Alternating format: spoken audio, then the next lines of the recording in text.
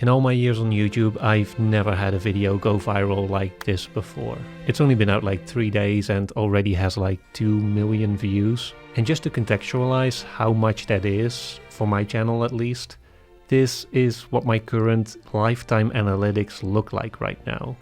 Like, this used to be a readable graph and it's just been completely flatlined by that big spike at the end of it. So first off, obviously, thank you so much for watching the video and engaging with it and sharing it. That's really been the great catalyst that helped this propel to the kind of popularity that it has right now. I honestly never expected this one to take off like it did, especially because it was kind of a challenging one to write. You know, I started with some basic observations of my own, but then as I was doing research, I came across all these different ideas that I tried to unify, or that I wanted to try and unify. But what was difficult about it is that it really feels like one of those subjects where it feels like each argument or each topic comes with these endless nuances that you also want to address before even talking about it. You know, like having real things in a shot is good, but also real things do not necessarily lead to realism. But then again, you do want some kind of physicality or some kind of material connection, and you know, it just kept going on, and for a lot of it I felt like I was like Cooper in the Tesseract, you know, at the end of Interstellar, where you can see the sort of whole picture, or you can see everything that you want to say, but it's just really difficult to find a connecting point, you know, to find some linear path to guide you through all these differing ideas. And because of that, I was actually quite insecure about this one until very late in the process. But the reason why I think it worked in the end, and why maybe so many people resonated with it, is because it speaks to something that we all already intuitively understand about realism and immersion in movies. You know, I think that audiences can tell when a movie is off in some way, when they're not quite immersed in it as much as they want to be, or as much as they should be. And that's really why I wanted to make this video in the first place, because I had that same feeling and I wanted to finally sort of address that in depth and kind of navigate my way through it to see if I can find some kind of cohesive theory that goes beyond just the technical elements of, oh, it's the lights, it's the color grading, or whatever. And so I was really trying to distill that to some kind of essence, you know, to some set of first principles, as I talked about it in the video. And in doing so, I also left some stuff out that I think might be interesting to address here. Originally, I wanted to expand a little bit more on the idea of continuation and really looking at the effect of a sequence of multiple images instead of just focusing on one shot in particular. In the conclusion, I showed some shots here from the 1977 movie Sorcerer, which I referred to a bunch of times in the video, and which I think is a good case study to look a little bit more closely at the idea of sequencing and using multiple techniques in a sequence to enhance the feeling of realism or the feeling of immersion.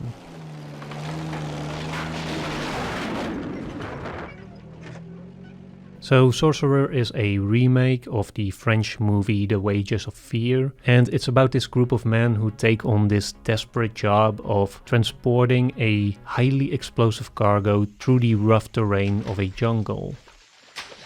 I think the original is also a masterpiece, but for this video I think the remake was a little bit more interesting, just to kind of look at some techniques of realism and immersion. You know, just generally this is a really good looking film. It's shot on location, it has these real fires, these real effects. It has a fantastic and iconic sequence where they have to move one of the trucks over this debilitating bridge in a rainstorm, and it's just all really visceral, really tense. It's dirty, it's gritty, you know, it's just a fantastic movie.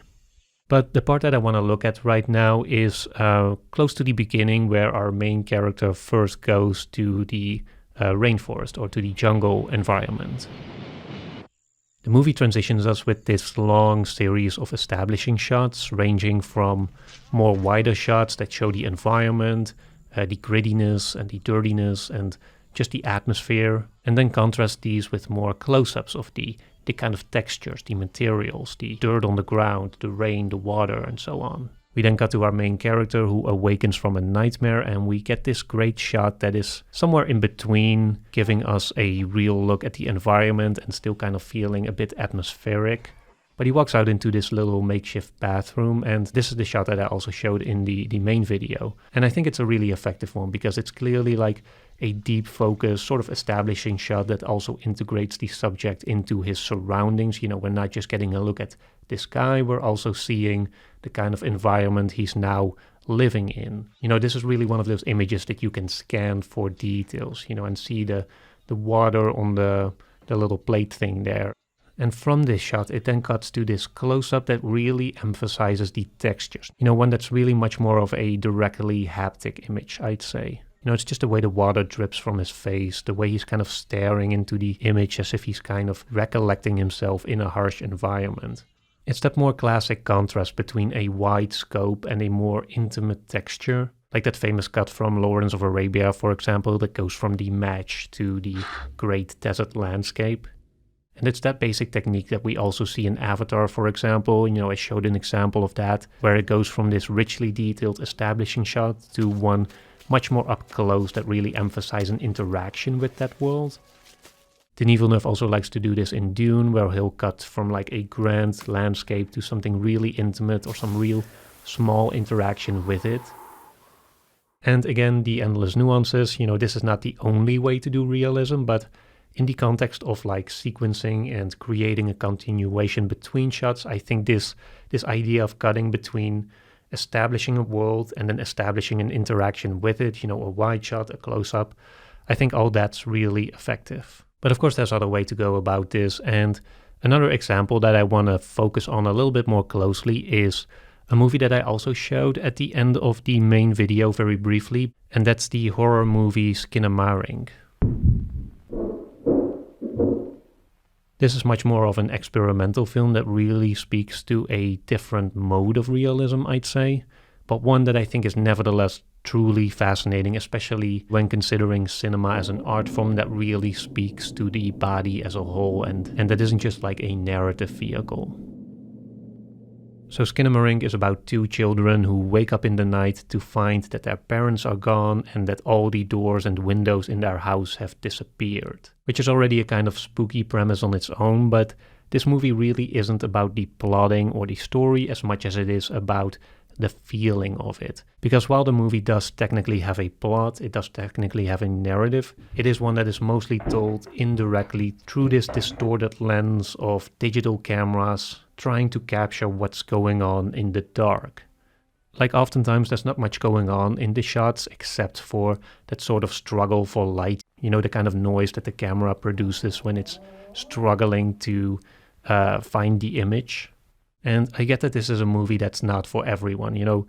Even I didn't follow everything that was going on, and every now and then I had to sort of check the Wikipedia for what was going on because I wasn't following it based on the information that the movie was giving me. But what I did do is that I did commit myself to watching this alone at night in a completely darkened room and just kind of surrender myself to what this film was doing in a sort of texture or tactile sense, because I think that's where the essence of this experience lies. You know, you have to sort of connect with it on its level and just let the imagery of it sort of hypnotize you. And when you let this movie sort of work on your psyche and when you fully open yourself up to it, sort of in a sensory sense, then it really becomes unlike any other horror movie that I've seen in the recent years.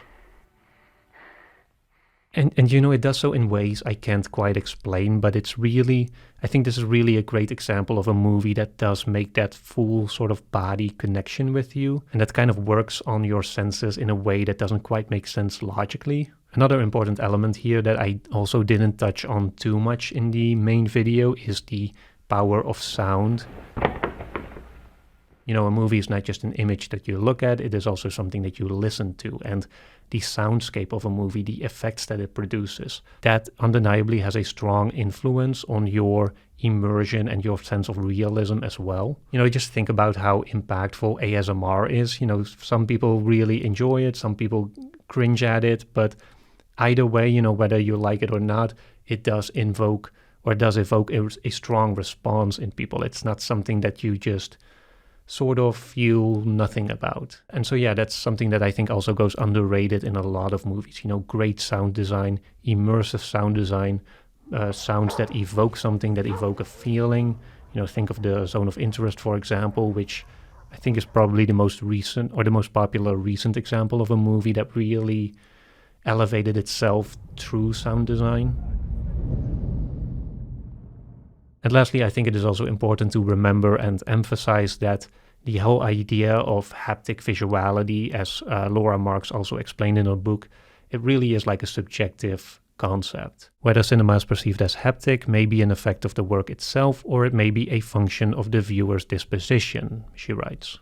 And this is also something that I've been thinking about a lot, because obviously we know that the relation between a movie and its audience can be highly subjective, and that some people may find something in a movie that is very personal to them. But I think we still kind of underestimate just how much of a two-way connection watching movies is, or at least that is one aspect of cinema that is more difficult to talk about, because, critics are often expected to be somewhat objective about a movie's quality when they sort of review or reflect on it. And to some extent, understandably so, because even though you might find a very personal, a very individualized connection to a movie, that may not mean, or that doesn't necessarily mean anything to another person who's watching it, or, to a general public that may not have that specific connection. And of course, we don't have to talk about every movie in this particular context, but I do think that when we're talking about the cinema as an art form, then I do feel this is something that has been of growing interest to me, at least, or that's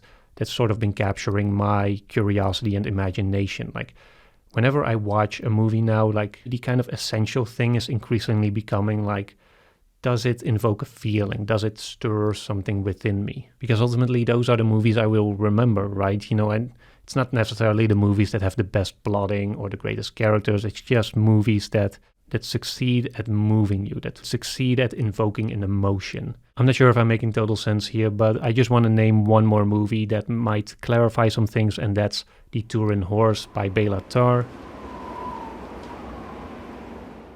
I've already talked about this movie in more detail in my top 50 most life-changing movies of all time, but I want to mention it again here because it's just such a great example of sort of brutalist cinema, a kind of movie that's really stripped down to the bare essence of sensory experience. The director Bela Tarr has described this as an anti-creation story, and if you just look at it on the surface, it's really just that. It's 7 days in the life of a kind of dreary farmer whose situation worsens with every given day, and by the end of it, the lights just go out, and that's the end of it. There's almost no dialogue. It's just these two characters toiling against the elements in a world that's slowly decaying into non-existence. And I'm honestly still not sure why this movie made such an impact on me, but after this last video, I do think it has to do with that kind of idea of haptic visuality and the idea of cinema just speaking to the body as a whole, and not just to your conscious mind, but also to subconscious feelings. And I think for me, at least, this was a movie that really spoke to something within me that's maybe even outside of my sort of conscious awareness. And that just had me enthralled as this sensory experience that sort of physically communicated a deeper kind of truth. But the thing about movies like these, which I guess is true for every movie, is that it does demand a kind of openness, a kind of engagement that, especially nowadays, isn't always given anymore. And understandably so, in a time where movies increasingly feel like products that are just ordered by a studio to make a profit and grab your attention for a couple of hours. And so lastly, to end this with some kind of conclusion, I also wanted to emphasize that I do think it is important to also focus on the kind of the viewer's perspective or the viewer's point of view, and the idea of opening yourself up to receive the sort of haptic qualities of a movie. Because again, I do feel that nowadays, and I've been guilty of this myself, is that the cinema going experience can become a bit of a cynical one, where you're like going into a movie not expecting much, and you're sort of just challenging it to prove you wrong in a way. It's a kind of passive attitude where you're assuming a disconnected position and then blaming a movie afterwards for not sort of making that connection that you weren't even open to receive. And again, I've done this myself plenty of times, and I think there's also plenty of movies that deserve this kind of reaction. But I think that if you truly want to sort of expand your passion for cinema or just engage with cinema more deeply as an art form, I think it is also important to look at yourself first and to sort of make sure that you yourself are open for whatever the movie is trying to bring to you, and to just make sure that you're reaching out for a movie as much as you're hoping for it to reach out to you. And so yeah, that's something I just wanted to emphasize and expand on a little bit in this video. Also, I noticed there were a bunch of new patrons coming in the wake of the last video, for which I'm obviously very grateful. I'm really glad to have your support. I actually have 2 more videos coming up on the main channel. One is my classic end of the year video in which I look at my favorite movies. But this year, for the first time, I also want to make a dedicated video about my favorite television shows. Because I've just been watching a lot of television, a lot of great TV shows, and I wanted to honor them as well, and not just the movies. So yeah, we got that to look forward to. I also have a few more videos that I want to make for this second channel, so be sure to also subscribe here if you haven't already. And yeah, one more time, thank you so much for watching the video. Thank you so much for helping it go viral. Thank you to all the new patron supporters who decided to support me after seeing it. It's really meant a lot. I really appreciate it. And I'll see you in the next one.